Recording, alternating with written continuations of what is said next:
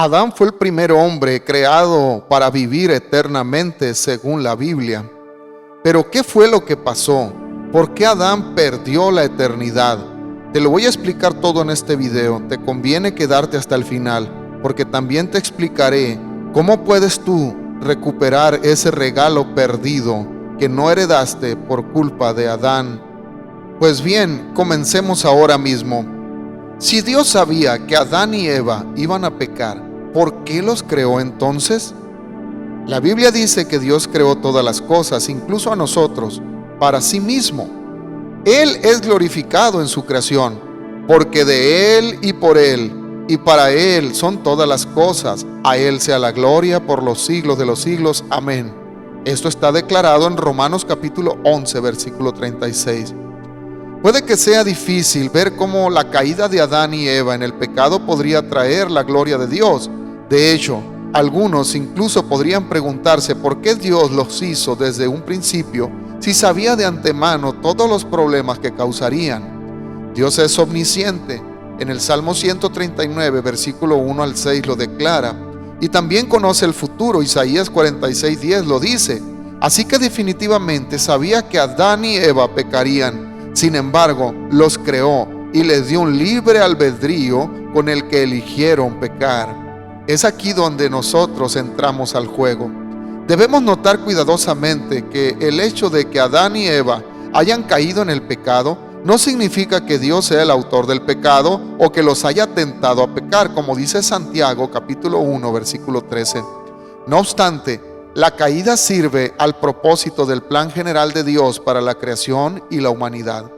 Si consideramos lo que algunos teólogos llaman la metanarrativa o la historia general de la Escritura, vemos que la historia bíblica se puede dividir aproximadamente en tres secciones principales. Número 1, el paraíso. En Génesis capítulo 1 y versículo 2 lo declara.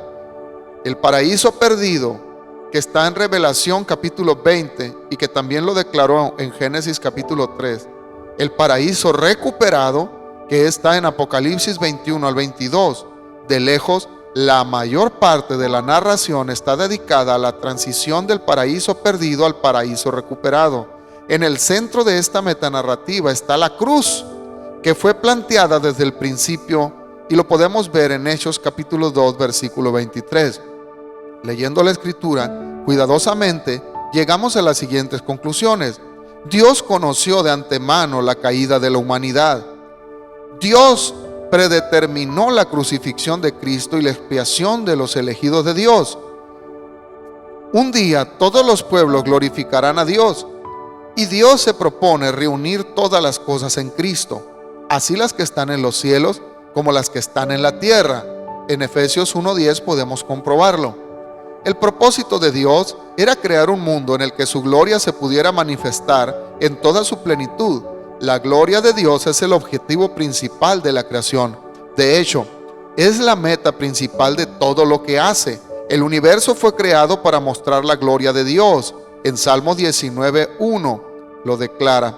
Y la ira de Dios se revela contra aquellos que no glorifican a Dios. Romanos 1:18. El mundo que mejor exhibe la gloria de Dios es el que tenemos, el mundo al que se le permitió caer, el mundo que fue redimido, el mundo que será restaurado a su perfección original cuando el Señor venga y restaure todas las cosas para aquellos que decidieron voluntariamente aceptar el plan original de Dios. La ira y la misericordia de Dios manifiestan las riquezas de su gloria, pero no podemos ver ninguna de las dos sin la caída de la humanidad.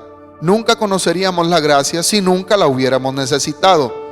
Por lo tanto, todo el plan de Dios, incluyendo la caída, la elección, la redención y la expiación de la humanidad, tiene el propósito de glorificar a Dios.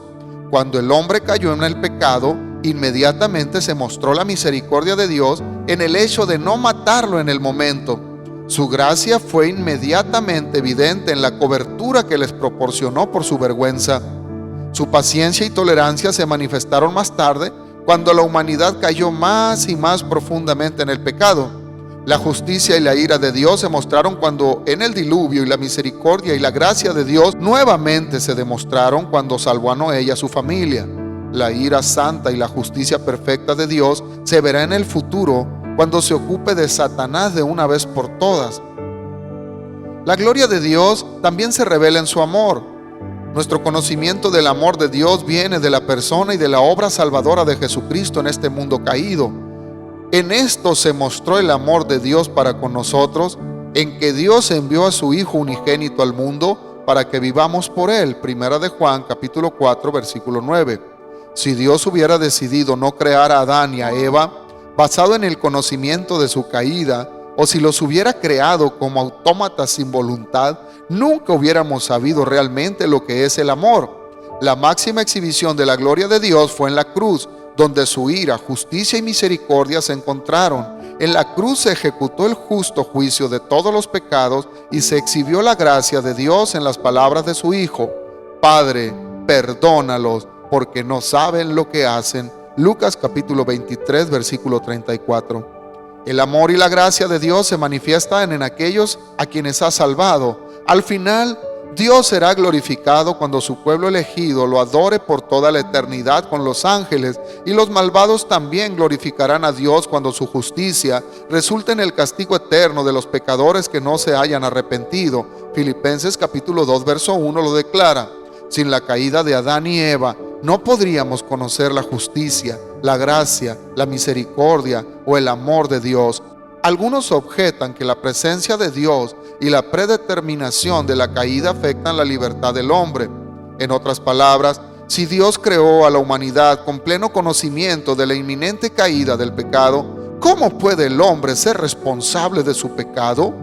La mejor respuesta a esa pregunta se puede encontrar en la Confesión de Fe de Westminster, que dice lo siguiente: Dios, desde la eternidad, por el sabio y santo consejo de su voluntad, ordenó libre e inalterablemente todo lo que sucede.